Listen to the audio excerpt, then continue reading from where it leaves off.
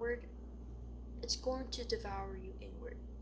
And that's why unexpressed artists become insufferable. And it's not because like they want to be, but because they're living in conflict with their own nature. They have an inner world begging to be built, but they never give it form. So it rots. They rot. And you start to see it in how they talk, you know? It's like, it's very cynical, it's detached, constantly saying things like, oh, that's overhyped, or I could do that, or, you know, it's like they criticize everything because critique becomes a form of false creation. It's easier to destroy someone else's art than face your own inactions.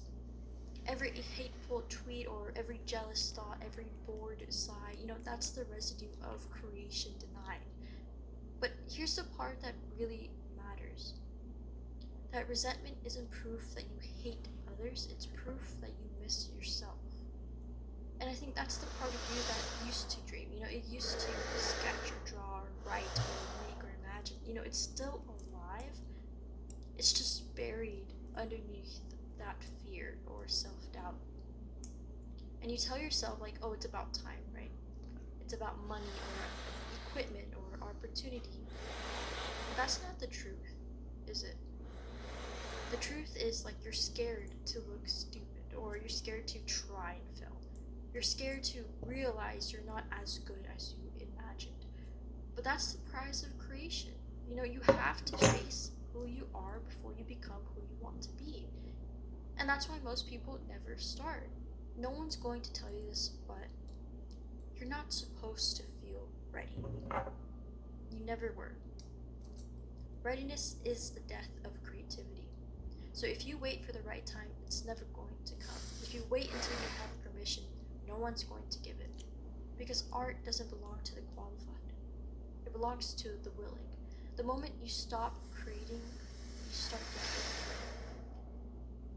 You become passive, like you become reactive almost. You start scrolling through the lives of others like this ghost, like just haunting what you could have been.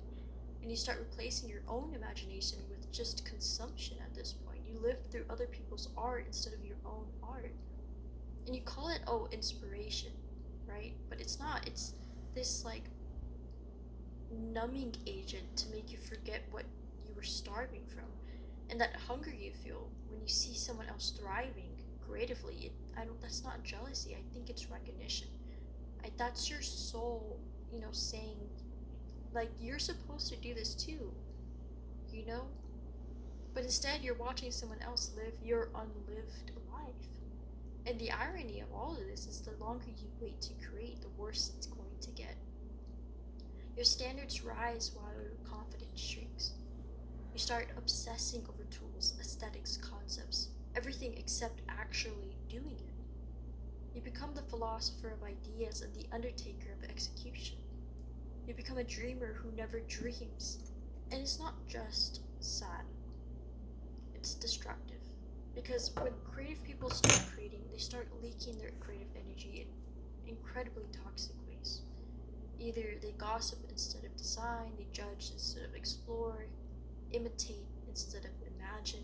It's not that they stopped being creative, it's that their creativity mutated into something darker.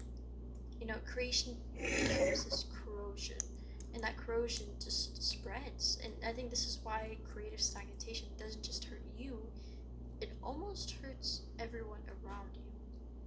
Because unexpressed art turns into this like emotional pollution, right? Your apathy becomes contagious, your envy becomes a weapon, you become the kind of person who poisons the air of possibility. You know, like you were meant to build, but you're just destroying, and you were meant to inspire, but you're draining.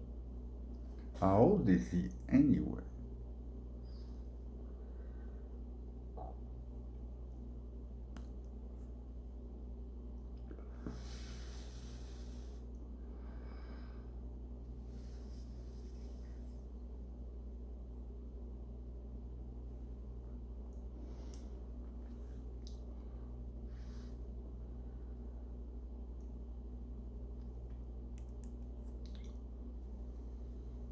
What's my age again? Wait, what's my age again?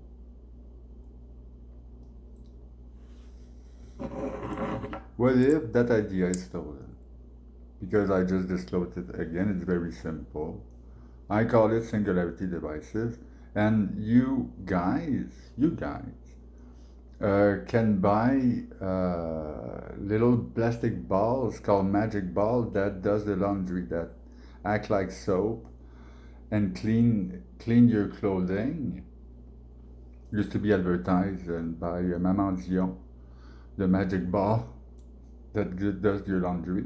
You used to buy little necklace of wood made of pine trees that had somehow magic properties. This is stainless and magnet. It has somehow magic properties. What if this idea is stolen?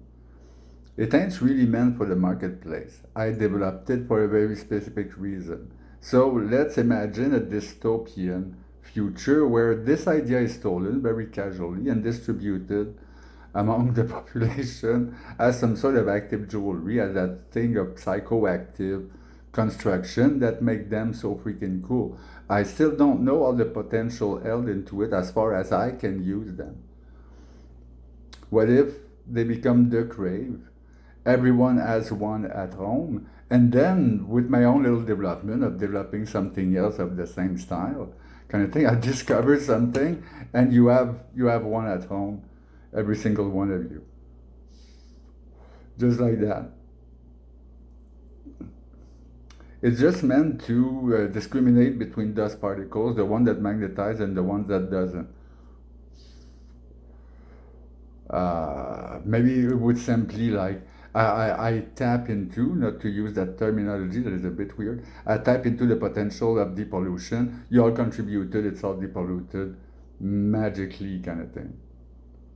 By some chances, you have some rare metal trapped inside of it that you can sell at the eco center for a fair amount of money. That sounds cool enough. Yeah. Anyway, smoke show.